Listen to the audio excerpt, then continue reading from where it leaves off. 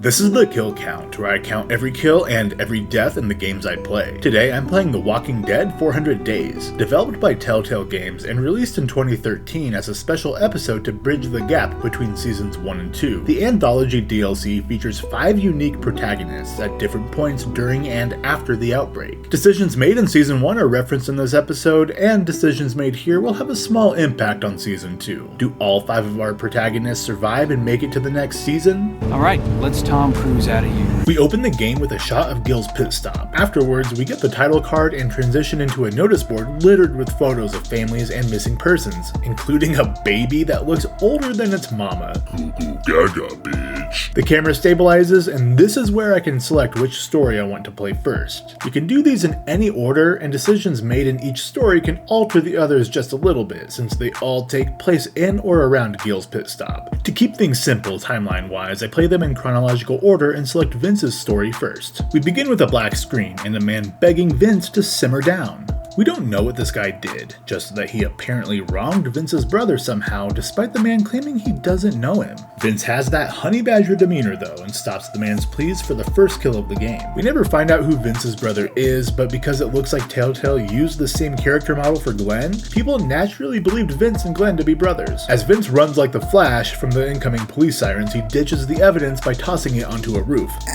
Fast forward to Vince after getting a free ride on the Prison Express, finding himself in between a couple guys playing a game of tug-of-war to pass the time while they wait in traffic. We're introduced to Justin and Danny, who spit roast him with their bickering, which spreads like a virus to the other 2 prisoners on the bus when one guy demands they open a window to air this bitch out. The dude behind him politely tells him the windows don't open, which leads to the 2 of them having a civil discussion while we keep our attention on the main 3 convicts. We learn that Danny pulled an EDP minus the cupcakes, whereas Justin was in charge of a 9-figure pyramid scheme and complains that the people on Wall Street get away with it all the time. Fuck Wall Street.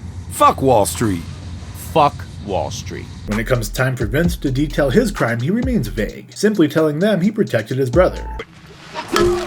We learn that Vince got caught when a roofer found the gun the day after the murder. Then the other pair of prisoners escalate into a physical altercation, with one guy showing the other how to play hitman. Everyone on the bus shouts round and round, but he just loves murdering and ignores them. The bus's guard thinks that looks pretty fun, and he tries it out himself using a shotgun. His actions shock everyone aboard the bus into silence, until the recently choked prisoner gurgles his approval. The guard uncuffs him and threatens everyone aboard the bus unless they back up his claims that the other guy made a move on it. In the midst of this madness, we witness some people outside getting chased by walkers, with one woman getting truck sticked and consumed while the other 2 are able to outrun them so they can appear later on in this episode. Distracted by what's going on outside, we get a bit of the old ultraviolence inside the bus as well, when the recently choked out prisoner pops up and thanks the guard for being way too late in saving him by nibbling on his throat a little bit. That sends the driver sprinting off the bus, leaving the prisoners to fend for themselves. Luckily, the walker's ankle clasps hold strong, so Vince can pull the shotgun out from underneath the guard's corpse. He quickly shoots the zombie for another kill and works with Danny and Justin on a way out. The keys aren't on the guard, and the chain is too strong for the gun to break. All the noise attracted additional walkers onto the bus who are too stupid to use the keys up there for a quick meal. In our desperation, the only idea we come up with is to shoot the ankle clasps of either Danny or Justin to try and free the chain so they can escape. But shooting a shotgun so close to someone's foot isn't a great idea, so we have to choose who is going to be our guinea pig here, Danny or Justin. Personally, I rank their crimes differently and have zero qualms with choosing Danny. After a couple blasts, his ankle is severed, which allows Vince and Justin to escape the bus and leave him behind. We don't see it happen, but we know for certain Danny dies here. In the end credits, we can see who was able to get off the bus with zombies right behind him, and later on in Russell's story, he makes a brief appearance depending on an early choice. I select Wyatt's story, which picks up 41 days into the outbreak. Him and his friend Eddie are speed racing away from a murder scene with a truck on their ass. Wyatt takes things to the extreme by shooting at the guy. I find spraying tailgaters with windshield wiper fluid works sufficiently, but I can't argue with the results here since the truck disappears into the woods. Afraid the truck will pop out of the forest like a redneck Christine, Eddie pulls off the road and shuts his headlights off to stay hidden on some back roads. This is where we find out Eddie accidentally shot a guy in the head when they happened upon them in the wilderness. We never see it happen, and it occurred before the story began, so it's not going to be counted. After a while, they begin to perk up. Road straight as my dick.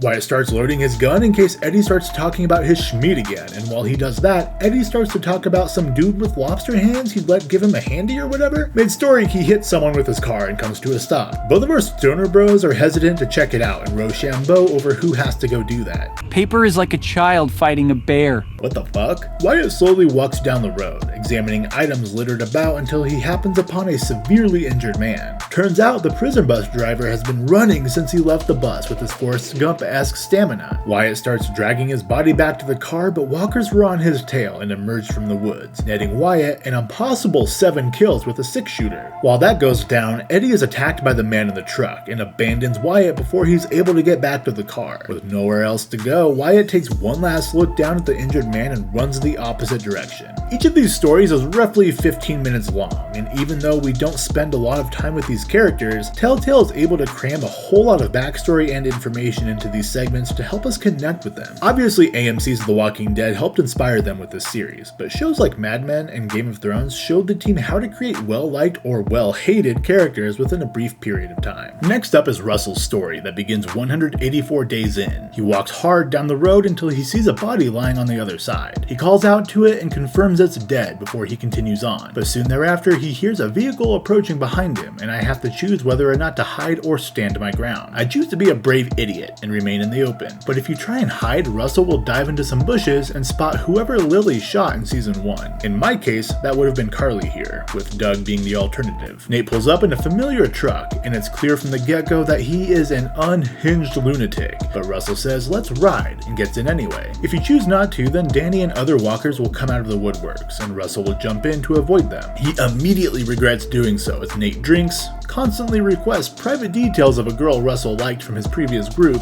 and forces him to rate the hotness of a walker on the side of the road. Russell explains his previous group was volatile, so he decided to leave and get to Statesboro where his gram lives. Nate pulls his truck into Gil's pit stop to fill up on gas and supplies, when a kind stranger decides to donate some bullets. Both exit the truck right away, and Russ takes a peek over the truck to locate the shooter inside the diner. They put the truck in neutral and push it until they can't no mo, and help each other out by providing cover fire until they're out of sight of the diner. In the back, we spot the guard from the bus that got bit and walk by him and into the back of the diner. We're two very sneaky sirs that surprised the old man that was serving up hot lead. We could have just waited 8 days for him to die of old age, but instead we confront the man and his dying wife. Any wisp of sympathy we may have had for him evaporates after he gets racist. Nate, a known piece of shit, even takes Russell's back here. The old man believes them to be looters that attacked them earlier, which explains his wife's condition. He just wants to be left alone, but Nate is out for blood and asks Russ if they should kill the elders and take their stuff. At this point, you can choose to stay or leave, and by this point I'm so sick of this fool, I elect to leave Nate behind faster than a virgin's first time. While Russell exits the pit stop, we can hear 2 gunshots, which are confirmed in the end credits when it shows the old couple dead inside the diner. Russ takes one uneasy look back, and the screen fades to black and into our next selection. I choose Bonnie next, who has made it 220 days into the apocalypse so far, and we join her while she chats with a man named Leland. It gets flirtatious until Leland stumbles over his words and makes a compliment sound like an insult, so Bonnie fires back at him. Take a hike, big ears. I resemble that remark. Leland dumps the lore on Bonnie's past by commending her on her road to sobriety. A giant bird enters the picture and cuts their conversation short. Neat. She eyes them suspiciously before telling them about a bag she claims to have found down the road and urges them to get moving. She refuses to answer Leland when he questions her about the bag, which turns into a full-blown argument that makes things real awkward for Bonnie. Eventually, we hear people approaching, and the trio starts running, but Bonnie runs in slow-mo and takes a bullet to the shoulder. Dee and Leland continue running though, leaving Bonnie on her own to slide down this hill. At the bottom, a familiar walker crawls towards her, and if Russell decided to kill it earlier, then she wouldn't have to worry about it, but she makes quick work of it after kicking the screwdriver further into its eye and piercing its brain. Bonnie spots Deland running into a cornfield and follows, but the group chasing them is searching for that big juicy knob as well. This puts us into an Alan Wake scenario where we need to avoid the shadow people or get caught. Bonnie finally finds her way through the corn and takes cover behind a tractor. She finds a big metal rebar and pulls it out of the ground. She hears someone approaching the side of the tractor and turns into Barry Bonnie's as she swings that thing for a home run. She looks down to see that she neganed the fuck out of Dee's face. She repeatedly tells her sorry and says she couldn't see who was approaching. but Dee believes she did it on purpose to get with her husband. Dee succumbs to the massive amount of head trauma she sustained right before Leland finds his way into the clearing. He asks what happened, and the major decision here is to choose whether or not you tell Leland the truth. I admit what I did, but that it was an accident, then urge Leland that we have to go before the others find us. He grabs the bag so Dee's sacrifice isn't in vain, and they run back into the cone. Co-founder of Telltale Games, Kevin Bruner explained that he created the studio because he wanted to create TV-style video games told in an episodic format. That vision began upon the release of their second game, Bone, out from Bonesville. They continued to perfect that recipe by securing other IPs and building a name for themselves in the industry until they struck gold with The Walking Dead. Influenced by the choice-based system from Mass Effect and drawing inspiration from games like Heavy Rain, they became one of the most popular studios of the 2010s. With 4 stories down, we select the final one. Shel's segment begins 236 days into the end of days, with them barricaded inside Gil's pit stop during a concert. Pissed that Ticketmaster still has a stranglehold on shows, Roman comes over to express his feelings and tells everyone to get their chores done so they can afford the ticket fees. Shel goes out back to talk with Roman about his attitude towards her sister's concert, but gets a jump scare by the bus driver in walker form, confirming he eventually turned sometime after Wyatt left him. This group has walkers chained up and refers to them as watchdogs to ensure people don't sneak in to steal supplies, or worse, and one of them is the old woman Nate shot. Shel takes a closer look at what she's eating and finds out she somehow got hold of a puppy and is chowing down on it. With echoes of Sarah McLachlan ringing in my head, I'm a little salty the game doesn't let me interrupt her meal. All the people in the world can die in this apocalypse, but you show me one dead dog and I see red. Shel heads inside and gets the poop scared out of her by Becca. Feeling a certain way after seeing that puppy, she doesn't appreciate the timing of that masterclass in scare tactics. They don't get too much time to talk about it until Stephanie comes in saying there's a situation transpiring out front. A man was caught trying to steal stuff from their camp, and the group is now discussing their options. During this debate, we discover 3 members of Vernon's old group wound up here after theirs fell apart. Joyce confirms that Vernon wound up dying sometime after they stole the boat, but it's not specified how. Since he was a significant character in season 1, I'm going to count him here.